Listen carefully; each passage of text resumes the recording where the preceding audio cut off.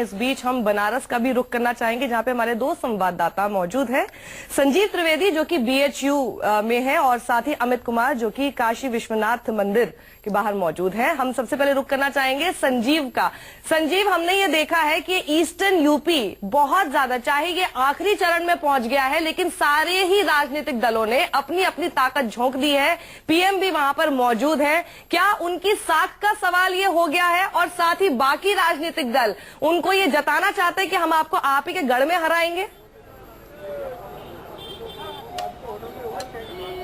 देखिए, इसके दो मायने निकाले जा रहे हैं। एक तरफ जहां विपक्ष कह रहा है कि प्रधानमंत्री अगले 3 दिन में 25 किलोमीटर वर्ग क्षेत्र में 4 रैलियां कर रहे हैं, तो इसकी जरूरत क्या थी? अगर प्रधानमंत्री का ये चुनाव क्षेत्र है तो अपने ही चुनाव क्षेत्र में 4 रैलियों की आवश्यकता क्या थी? लेकिन वहीं दूसरी तरफ भारतीय जनता पार्टी के जो समर्थक हैं, उनका मानना है कि प्रधानमंत्री यहाँ के प्रतिनिधि भी हैं, सांसद हैं, और जाहिर है उनके लिए ये सौभाग्य की बात है कि प्रधानमंत्री यहाँ अब से लेकर कल और परसों 4 रैलियां करेंगे। आज 2 रैली, एक जौनपुर में है, एक यहाँ वाराणसी में, कल फिर एक रैली और उसके बाद परसों भी रैली किया जा रहा है रोहनिया में। कुल मिलाकर ऐसा लगता है कि जबरदस्त तैयारियों की श्रृंखला जो है उसकी शुरुआत आज से हो रही है। मेरे पीछे महामना की वो मूर्ति जहाँ पर हमेशा जब यहाँ आते हैं वो माल्यार्पण करते हैं। पीछे काशी बीएचयू का वो सिंह द्वार, और सिंह द्वार जिसके पीछे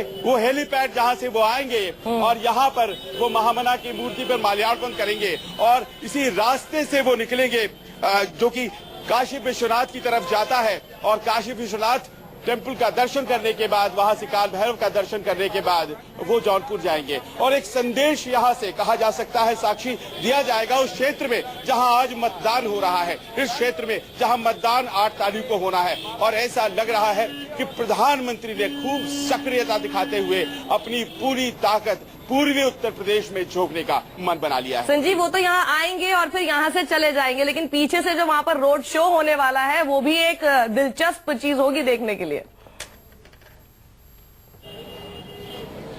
यहाँ देखिए, जवाबी कार्रवाई की तरह आप कह सकती है, क्योंकि हमें यहाँ जानकारी मिल रही थी कि ऐसा है कि राहुल गांधी और अखिलेश यादव का जो रोड शो है वो अलग अलग दिनों में होगा, प्रधानमंत्री से चलाएंगे उस दिन नहीं होगा। लेकिन ऐसा लगता है कि दोनों दलों ने एक ही दिन फेस ऑफ जिसे कहते हैं, आमना सामना, उसकी तैयारी कर ली है। इस क्षेत्र में शहर के, जिसमें कि बीएचयू गेट से लेकर के काशी विश्वनाथ मंदिर तक लंका होते हुए प्रधानमंत्री गुजरेंगे, तो कचहरी से राहुल गांधी और अखिलेश, जिसमें डिम्पल यादव भी साथ होंगी, वो रोड शो वहां से निकलेगा और वो करीब 8 किलोमीटर की यात्रा तय करता हुआ उसी काशी विश्वनाथ मंदिर के पास पहुंचेगा। गोदौलिया के पास गिरजाघर में उसका समापन होगा। और अलग अलग दिन के पहरों में ये हो रहा है रोड शो। लेकिन आप समझ सकती हैं कि क्या आज स्थिति शहर की है, एक उत्सव सा माहौल है, अजब तरह का एक एक्साइटमेंट यहाँ के लोगों में। संजीव को लग रहा है आप हमारे साथ बने रहेंगे। सांस्कृतिक राजधानी तो उत्तर प्रदेश की कही जाती ही है, देश की राजधानी की तरह हो गया है बनारस। संजीव, आप हमारे साथ बने रहिए। रुक करते हैं हमारे संवाददाता अमित का। अमित, आज प्रधानमंत्री मोदी बनारस आ रहे हैं काशी विश्वनाथ का आशीर्वाद लेने। बड़ा सवाल यही है कि वाराणसी की जनता अपना आशीर्वाद इन चुनावों में किसे देने जा रही है? क्या मुद्दे इस बार वाराणसी में आपको वहां पे नजर आ रहे हैं? क्योंकि बिजली का मुद्दा बहुत उठाया गया था कि आप तारे छू लीजिए, वहां बिजली नहीं है। क्या कुछ नजर आ रहा है आपको वहां पर?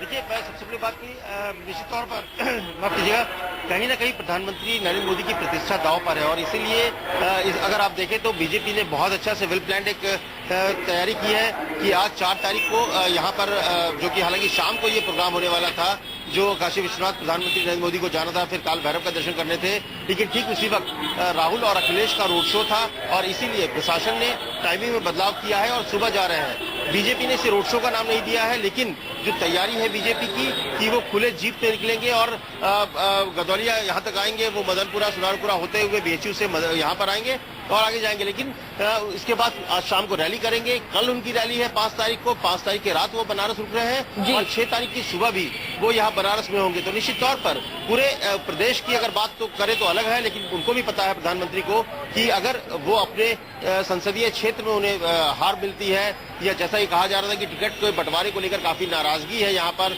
और शुरुआत के दिनों में अगर पिछले 10 दिन पहले की बात करें तो बनारस के हालात ऐसे थे कि 5 जो विधानसभा सीट है उसमें से कम 3 सीटें पार्टी हारती दिख रही थी, और इसीलिए शायद पार्टी ने एक तैयारी की है, एक रणनीति बनाई है कि प्रधानमंत्री नरेंद्र मोदी को यहाँ पर उतारा जाएगा, और जब वो सड़क पर आएंगे लोगों का अभिवादन स्वीकार करेंगे, और इसीलिए नाम दिया गया है कि जनता का दर्शन करते हुए भोले बाबा का आशीर्वाद लेंगे नरेंद्र मोदी। तो निश्चित तौर पर चुनाव जो है ये सिर्फ विधानसभा चुनाव या फिर बनारस के चुनाव नहीं है, ये अगर देखें तो ये ऐसा चुनाव है जिसका असर 2019 में पड़ना है, देश की राजनीति में पड़ना है, और इसीलिए पूरी बीजेपी, खुद अमित शाह यहाँ पर डेरा डाले बैठे हैं बनारस। बिल्कुल, अगर ये चुनाव अपने अंतिम चरण में पहुंच रहा है, उसके साथ ही सभी राजनीतिक दलों की जो कोशिशें हैं वो और तेज होती जा रही हैं, और साथ ही जो कलर है, पूरा चुनावी रंग जो है वो आज बहुत ज्यादा दिखने वाला है सभी दलों की तरफ से, क्योंकि मायावती की भी रैली है, साथ ही अखिलेश और राहुल का रोड शो है, पीएम आ रहे हैं, तो सभी दल आज दिखने वाले हैं, और आप सभी नजर बनाए रखें वहां पर। हम दोबारा आपका रुख करेंगे, लेकिन फिलहाल यहाँ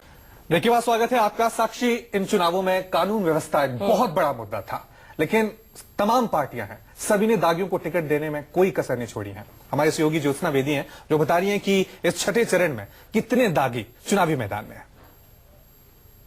और चलिए अब आपको बता देते हैं कि आज जिन जिन दिग्गजों की किस्मत का फैसला जनता कर रही है, उनमें से कितने दिग्गज कौन सी पार्टी से दागी हैं, जिन पर कोई ना कोई आरोप लग चुका है। समाजवादी पार्टी की अगर हम बात करें तो 15 नेता ऐसे हैं जो दागी हैं। बीएसपी की बात करें तो 24 ऐसे दिग्गज हैं जिनकी किस्मत का फैसला आज होगा, और वो लोग दागी हैं। बीजेपी की तरफ से 18 और कांग्रेस की तरफ से 3 ऐसे सियासतदान हैं जिनकी किस्मत का फैसला आज जनता कर रही है और दागी। वैसे इस बीच में ये भी बता दूं रवि कि इस जो आज जो मतदान हो रहा है इसमें 50% ग्रेजुएट्स हैं और साथ ही 8 डॉक्टरेट्स भी हैं, तो वो भी बताना जरूरी है। अब फैसला जनता को लेना है। जी, वक्त हो गया एक छोटे से